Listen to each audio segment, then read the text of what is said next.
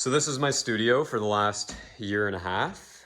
Lots of videos made in here, lots went down. Gonna miss it, but at the same time, this just wasn't feasible to act as a studio for much longer. I feel like I've outgrown the space, and as much as I'm gonna miss it, I'm kind of excited to be leaving. I have been making YouTube videos for almost 5 years now, and over the course of those 5 years, I have operated my entire existence out of a very small, select set of places. In 2017 and 2018, I was doing everything living, working from my bedroom in my parents' home, and then in 2019, my girlfriend Sarah and I, we decided to share an apartment that we were renting in the suburbs, made a lot of videos there that some of you might remember. In 2020, Sarah and I decided that we needed more space for both of us to live and work. So we started renting a house, literally started just a couple weeks before the entire panini situation. That house got completely overwhelmed by the makeshift main floor dining room studio that I had created. Now, it was actually a great situation considering the circumstances for working and being productive, but as far as living comfortably and having a place to relax, it wasn't that. It was so messy all the time, completely overwhelmed by all the food and just the mess. It was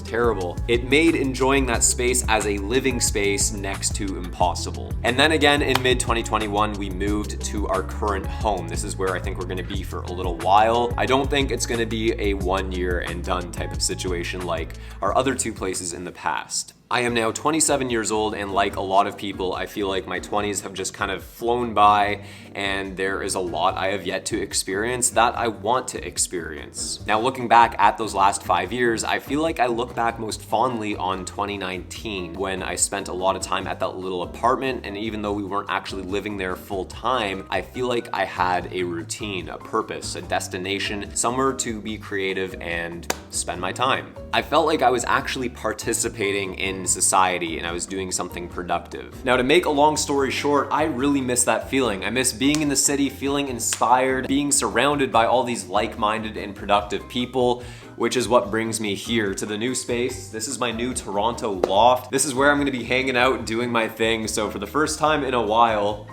I feel excited. Now, as much as I would love to give you a whole tour of the place, I don't really have much stuff in here yet. I've got a couch and a chair and a desk. That's really about it. I don't even have any video equipment here apart from my Sony a7C. Actually, I don't really have anything at all. I don't even have lights here, which is actually a good opportunity to show you how you can make something of value for a brand without much to work with at all. Now, as I was unpacking some of my things, I found this. It's a roasted red pepper and eggplant spread. This is literally the only food item I can prove this. It's the only food I have.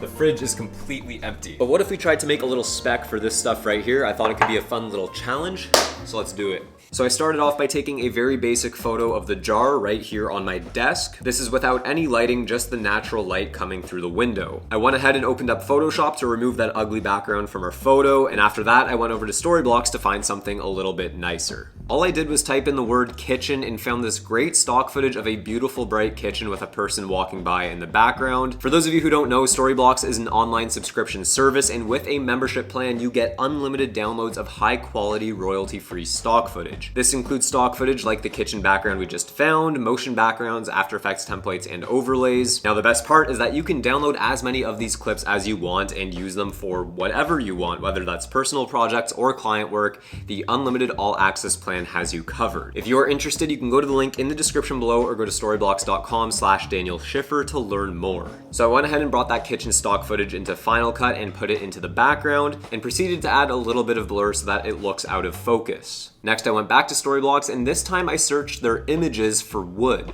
I found a smooth wood texture that I liked, so I downloaded that and dragged it into Final Cut as well, making sure that it's above everything in our timeline, and then I moved its position down in the frame to create what looks like a countertop for our jar to sit on. All I had to do now was adjust the position of our product in the background until I got something that looks pretty realistic, and bam, there you have it, a great looking hero shot or pack shot that we got with literally just our product and a camera, no additional lights or equipment. You can get as creative with this as you like by adding some movement to the product. You can also add in some text. And just to refresh your memory, this is the photo we started with. But there you have it, folks. Welcome to the new spot. I hope you enjoyed this video. Many more to come. Let me know in the comments down below what videos you would like to see this year, and I will see you guys in the next video. Bye.